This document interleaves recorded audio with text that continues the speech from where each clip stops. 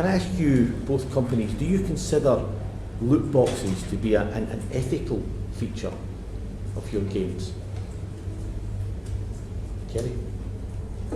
Well, first, we don't call them loot boxes. I think that was whatever term you wish to apply to them. Do you consider them ethical? So what we look at as surprise mechanics, but I think it's important to look at this. So if you go to a I don't know what your version of Target is, but a store that sells a lot of toys, and you do a search for surprise toys, what you'll find is that this is something people enjoy. They enjoy surprises. And so it's something that's been part of toys for years, whether it's Kinder Eggs or Hatchimals or LOL Surprise. We do think the way that we have implemented these kind of mechanics, and FIFA, of course, is our big one, our FIFA Ultimate Team and our packs, is actually quite ethical and quite fun, enjoyable to people. Why isn't it in the fucking game without a pre-order? You blind? Stupid fucking fanboyism. Microtransactions and DRM. Downloadable content. I can't inherently say that I'm surprised based on the response that we just heard from this Electronic Arts representative. If you inherently remember from when they won the Consumerist Award, the Golden Poo Award, as it's referred to, 2 years in a row, they actually blamed gamers, in essence referring to gamers as crybabies, because of certain controversial topics at that time. They didn't own up to their mistakes. They didn't try to learn from their mistake that caused them to win the Golden Poo Award 2 years in a row.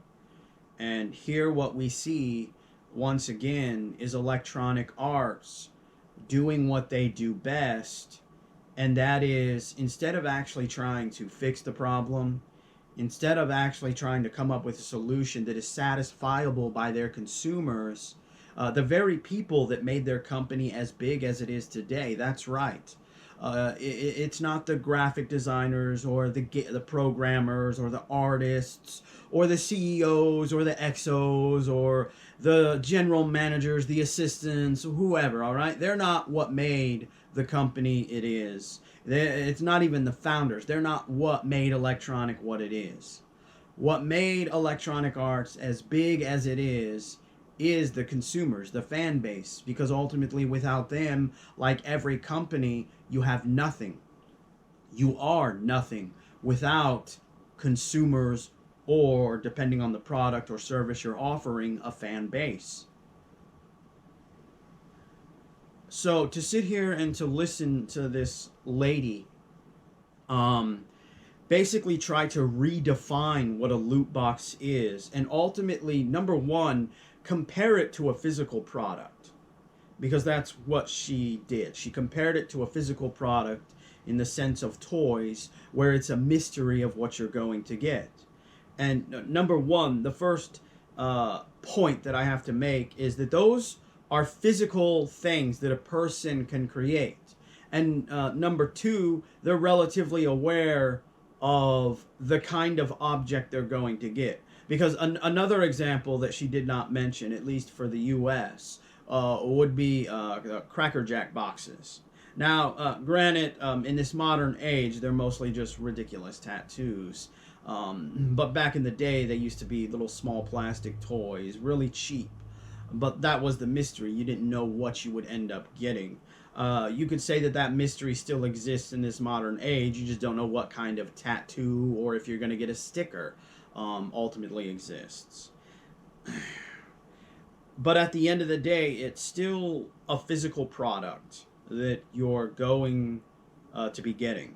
And number two, I don't really see this as being something that could be weighed as being a spending issue. It's not like the items that are given in these, the examples she mentioned, or Cracker Jack boxes, would be something that would cause somebody to just go buy hundreds or thousands of Cracker Jack boxes because they need to collect them all. That's not a rational way of thinking.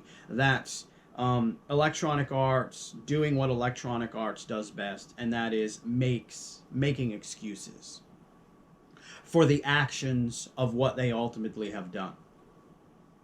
So they want to redefine the concept of a loot box by calling and referring to it as a surprise mechanic. This is ultimately what electronic arts does best. And I think when it comes to this UK Parliament, I think the senators, when they went there to discuss this, is they should have got gamers.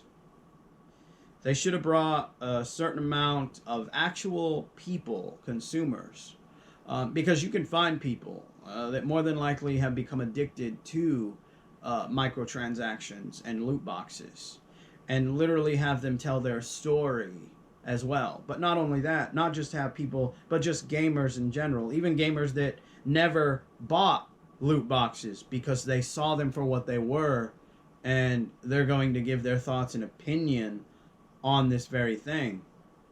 I think that's ultimately something they should do, is actually have consumers, actual gamers there, speaking on actual behalf of the consumer. And they don't even have to be inherent kids. There are plenty of adult gamers that, yes, ironically, we could say are addicted to the concept of microtransactions and loot boxes within of themselves. And it's relatively appalling that, once again, electronic arts is deflecting and putting the blame somewhere else instead of actually owning up to their mistake and coming up with a solution and resolution that is agreeable with the end consumer. Because, let's just play this game of if gamers were actually in that room, and the gentleman that asked her the question, she got done with her response, and then he looked at however many people, maybe not all of them, maybe he just picked a couple of them, a few of them, and he was like, all right, what is your thoughts on her response? Because my response to her would be similar to what I'm telling you now. Is that I don't feel that that is a viable response from Electronic Arts. I feel that they are purposely redefining what a loot box is.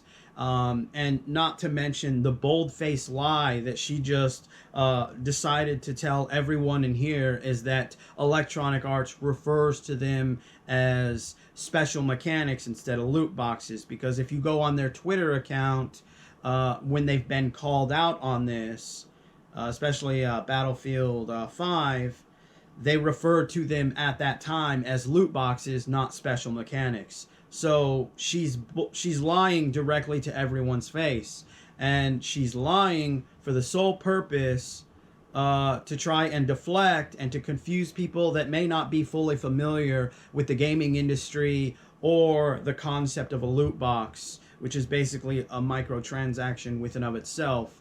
Just another term for it. The only difference is that it's a random microtransaction or micro DLC that you will ultimately be receiving. But, as a consumer, the biggest problem that I have with this is that video games by their developers and their publishers are supposed to be considered a form of art.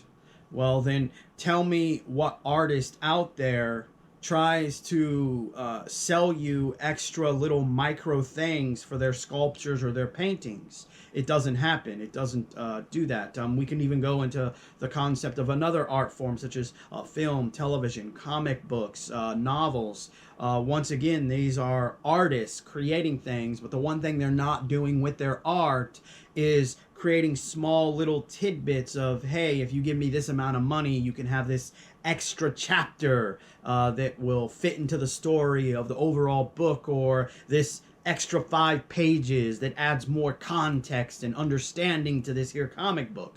You don't see that in what we call art. And that's because art doesn't have accessories. And when you look at microtransactions and loot boxes, that's what they are. They are accessories.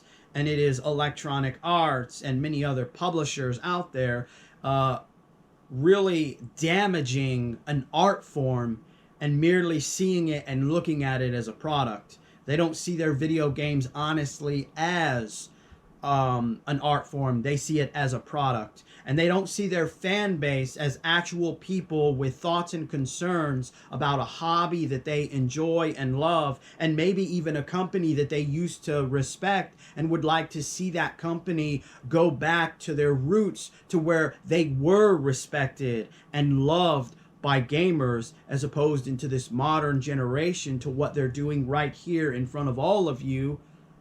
And that is to deflect, dodge, and attempt to redefine what a loot box is. And that is tasteless, dishonest, that they would sit here and attempt to do that before everyone in this room.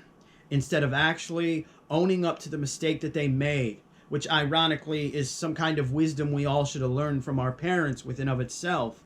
You know, if you make a mistake, learn from it. If you have a friend that made a mistake, learn from their mistake. This same concept fits into a business model, but this is something that Electronic Arts and many publishers and developers ultimately continue to fail to do.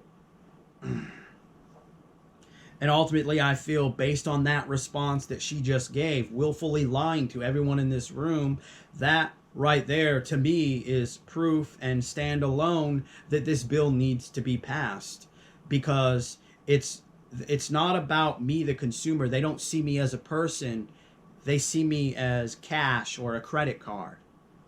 And that's even more disrespectful and disconcerting. Anyway, I hope you enjoyed this video in some fashion or form. If you enjoyed it, please do share it, like it, retweet it, all that good stuff. And remember, gamers, if you're not voicing your thoughts and concerns about the hobby that you enjoy and about the bullshit that publishers and developers spit out their mouth, you just might be a part of the motherfucking problem.